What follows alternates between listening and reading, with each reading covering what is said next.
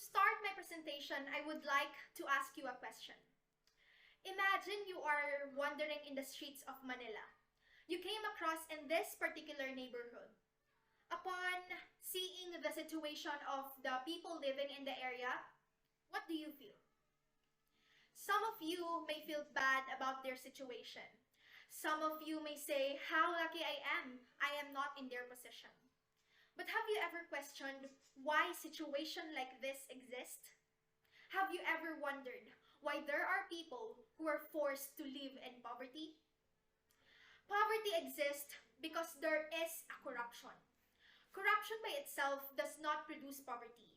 Instead, corruption has direct impact on economic and governance issues which act as a mediators in the production of poverty.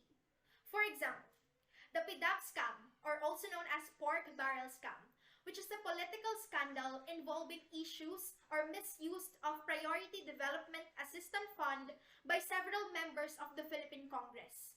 These funds are granted for spending on priority development projects of the government. The stolen amount of the multi-billion pork barrel is supposedly more than enough to at least alleviate poverty, such as to feed the less fortunate people, shelters assistance for homeless, program for upgrading our healthcare system, etc. It is so sad to think that only few ones have benefit from the funds. Those corrupt officials have no intention at all to help those who suffered from poverty. That is why I believe that living in poverty is not a choice. Do you think that these children choose to live the way they are living now?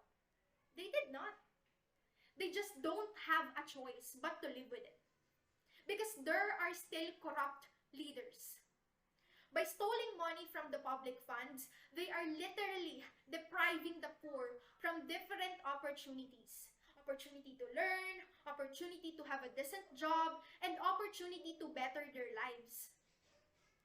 Poverty itself is really hard for them.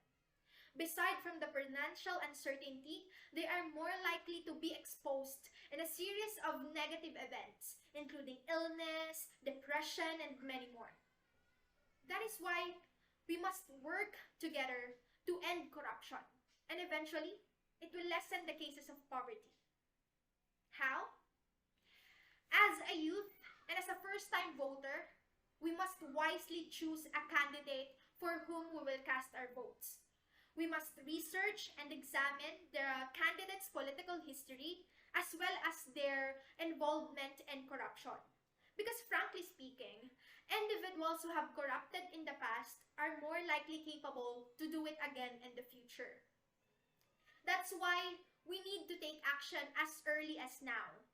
There is a saying by Nelson Mandela that overcoming poverty is not a gesture of charity. It is an act of a justice. As a Filipino, we need to bring justice to those victims of corruptions.